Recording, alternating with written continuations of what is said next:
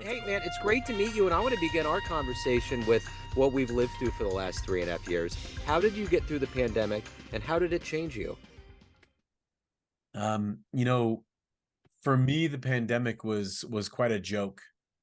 When you say getting through it, and I say this because I was plagued with I had um,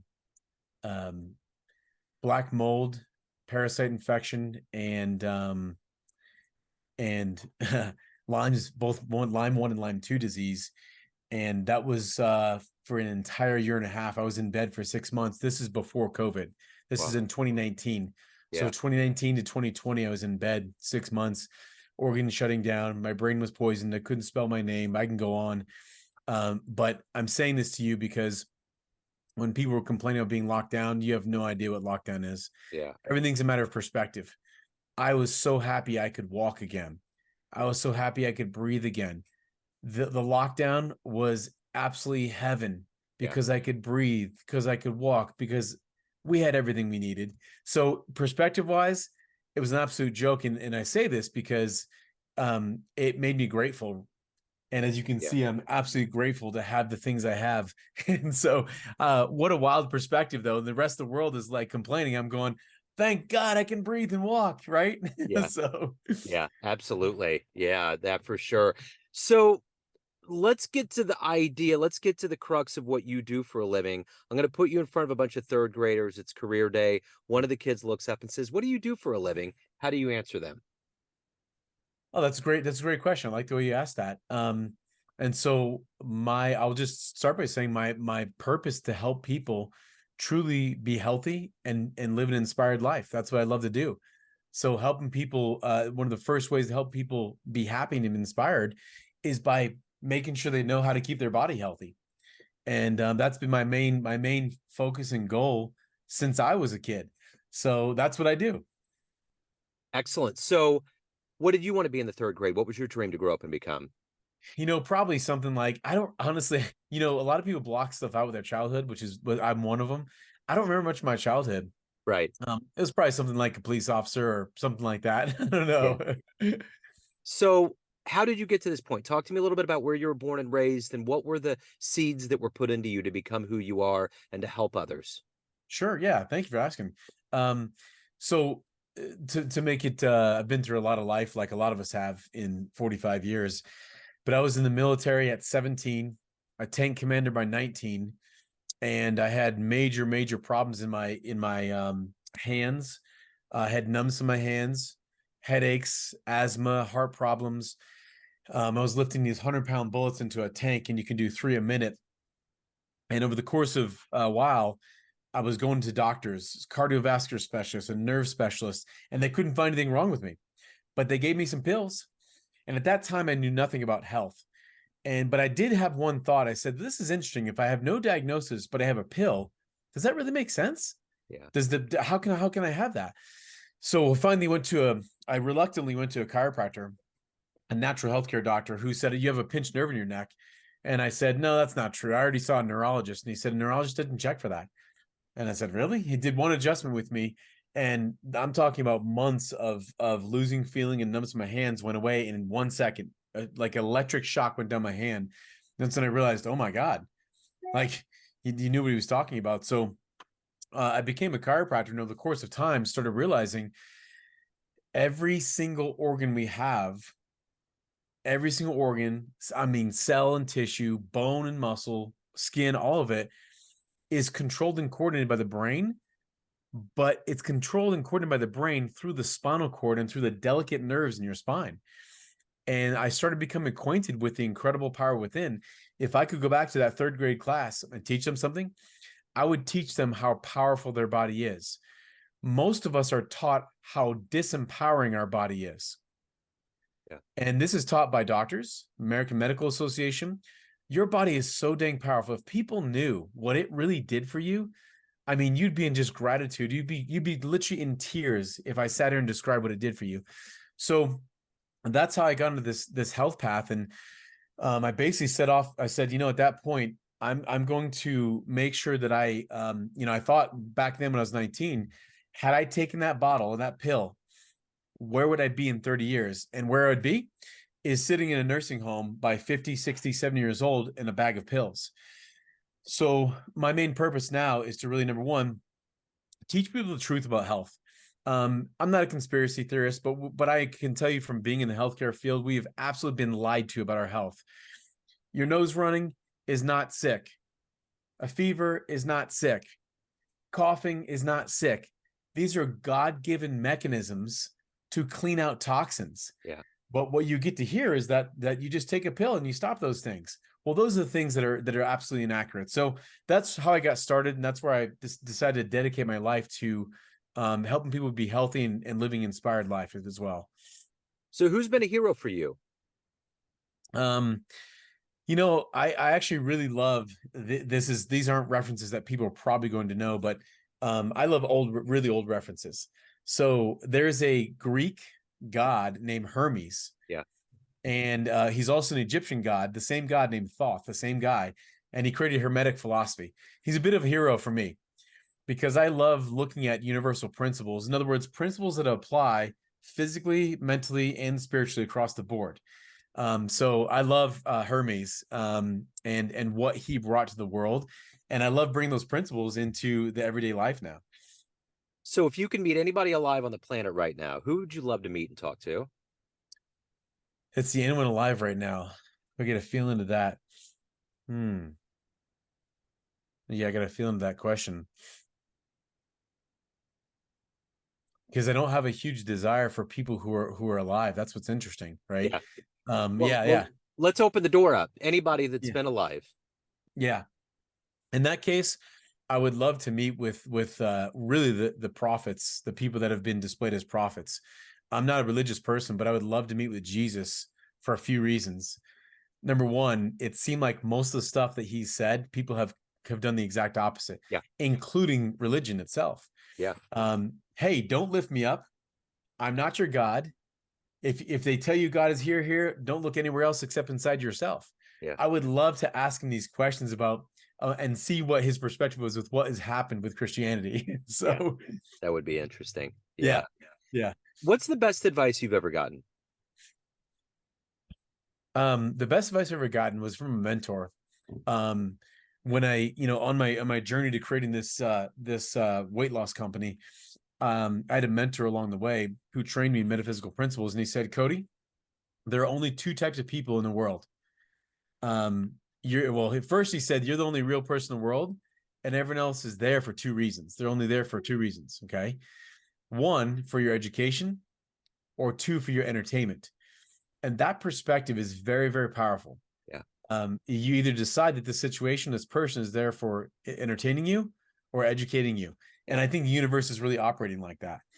I agree. So what is the motivation for you? Every day you wake up, you have a goal of helping people and edifying yourself and doing what makes you happy. What is that motivation for you? What's the motivation behind helping people? Well, behind just getting out of bed and doing what you do and being who you are. How does that work for you? Since I was about 24, I heard a voice that spoke to me, and it was very clear, and it said, your purpose is to ignite and inspire people to their highest potential. I don't know what that voice was. I'm not going to try to name it. But that voice is still speaking to me to this day. And when I get up in the morning, if I know that I can help change someone's body and ultimately influence them, I mean, I get to watch people every single day go from high blood pressure, aching joints, headaches, low energy, and the list goes on. And they're going to see these doctors. I'll take them in 40 days and bring them over here where their joints aren't hurting. They're off blood pressure pills. They're back and happy. And if it's a woman, they're feeling sexy and they feel like they want to be intimate with their husband. That is to me, that's the start of someone who's going to really seek an inspired life. So me inspiring people and feeling like I'm inspiring people to do what they love to do because their body's healthy, that's what really gets me up in the morning. What's been one of your favorite success stories? Probably one of my favorite success stories. I've got I'll tell you this one. I I just launched a book on Amazon. Not that I'm trying to promote it, but it's called The 4 Secrets to Healthy Weight Loss. And in there, I put a story in there, which is one of my favorites. But I'll just briefly, um, it was I started was when I first started running the weight loss program in the chiropractic office. I had a patient who she was young. She was in her 20s. She was about 50 to 60 pounds overweight, which this day and age somehow is starting to become normal. Our society is starting to normalize it, which it's not. It's creating tons of disease processes. But she came to me. She lost 20, 30 pounds in 40 days, which was amazing. I think it was about 28 pounds, but she started gaining it back. And this is early on where I sat down and dug in with her and I started having a conversation. Long story short, what I found was she had been abused by a male family member. And when we started uncovering this, I started to be able to uncover the emotional causes of physical disease or the internal causes of physical disease. And we started finding out that she actually unconsciously added on weight to her body because it made her unattractive to men. In other words, the men around her stopped giving her attention, which is what she wanted. When we uncovered that emotional or mental strategy, we went through the program again, lost the weight, and this time she lost it and kept it off. And since then, I think is actually down almost 55 pounds. Yeah. So that to me is inspiring because number one, most of us put attention on, I got to eat right, I got to do these external things. But I mean, the big piece of this is if you don't address the internal, emotional, mental, or soul causes, you can spend a lot of time doing things on the outside and not change a damn thing. Yeah. Yeah. So let's say you have a dream tonight. You run into a 20-year-old version of you, and you could give that version of you a piece of advice based on the wisdom you've gained in your life up to this point. What advice would you give your younger self? I love your questions, Joe. I love Good. your questions. These Good. are awesome, man. Good. Their questions are exciting. Yeah. Okay. Yeah, I love this one. So, and who doesn't love talking about their self, Yeah. right? Right. So, this one is good because if I was to go back, this is the advice I would give. I understood the principle of polarity in my 20s, but I understood it mentally. I would do the best I can to really explain polarity and how to use it. Meaning, I would explain that there is nothing that is bad and nothing that is purely good. That's really an important piece because whenever we get polarized in saying that something or someone is only bad or only good, what it does is it creates a magnetic resonance to draw in the opposite. So for one of the reasons I got so sick was I was so polarized with being a positive, happy person. If I'm a positive, happy person, I'm Mr. Positive. The laws say that I must attract negative. I didn't really get that back in my 20s, and that's exactly what occurred. So I would dispel the fantasy of being positive. I would crush the hell out of that. And I would teach myself to embrace and allow what I think is so negative, the dark, the evil, the death, the dying. I would let that energy in and start living a full quantum, full polarity, not just one-sided bias living. Yeah. That's a great answer, man. So of all of the things that you've done, overcome, and become up to this point in your life, what are you the proudest of? Hmm. The thing that I'm most proud of, I had a 6-month-old daughter at the time I mentioned to you about being sick for a year and a half. And all of the things I studied, all the wisdom I had, which I thought I had, none of it worked. All the metaphysical readings, all the religion, none of it worked. And there was a moment there was many moments I wanted to kill myself. And prior to that, I couldn't even, if someone brought up suicide with me, I would have said, just change your mind and be positive. Well, now I actually got to be the person I was criticizing. And I got to become all the things I was criticizing in these dark moments. But there was a moment I just could feel myself. My organs are shutting down. I literally was above my body looking at myself. Laying in bed for 6 months does something to you. But I was looking at myself. And there's a point where I finally was like, I could feel death calling. I was fighting it. And the only way I can describe this to you is I decided this is the moment that I have, I don't want to say proud of, that I have love and appreciation for, is I decided to let what I thought death was in. to let the darkness in. This was a terrible. It's like facing all the fears you could ever imagine, and you just fucking let them in. Yeah. And at that moment, you got to imagine, after 6 months of treatments, $35,000 of treatments and all kinds of doctors, and nothing's working, I start letting this darkness in. And what happened was, I started feeling alive. My body, that was the moment things started shifting. And this is what the universe was trying to do, is to get me to let all the things that I thought were so bad in. That's the moment I have most appreciation and admiration for myself for.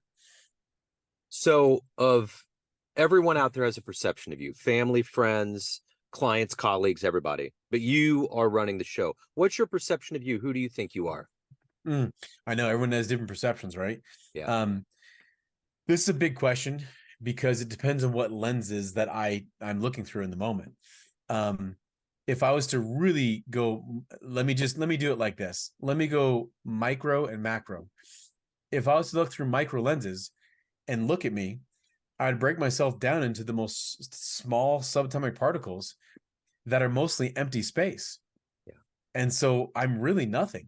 And if you look at nothing on a planet that's spinning in a solar system this big, and you go 186,000 miles away to another solar system, you can't even perceive me.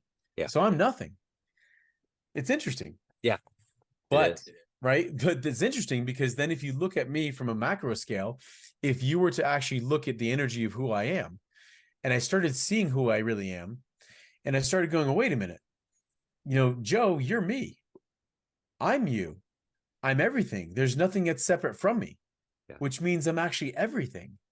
Yeah. So I'm nothing and everything at the same time. And when my little mind understands that, I think I'll really understand something great.